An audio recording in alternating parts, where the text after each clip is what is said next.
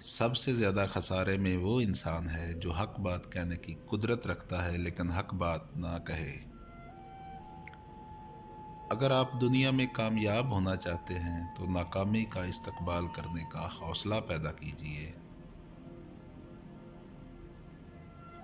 एक शख्स बनकर न जियो, बल्कि एक शख्सियत बनकर जियो, क्योंकि शख्स मर जाता है जबकि शख्सियत जिंदा रहती है।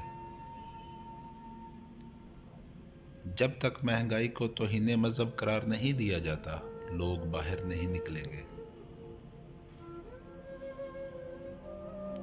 गरीब मांगे तो भीख, अमीर मांगे तो चंदा, करोड़पति मांगे तो डोनेशन, अरबपति मांगे तो सब्सिडी।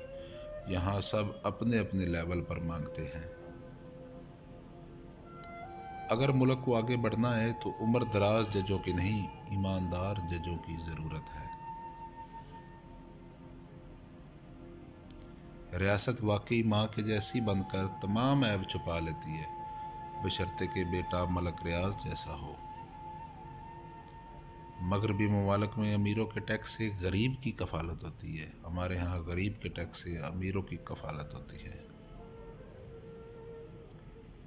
जिन्हें घी, चीनी और आटा अब भी सस्ता लग रहा है, या अल्लाह उन्हें हलाल कमाने की तौफीक अता फरमा।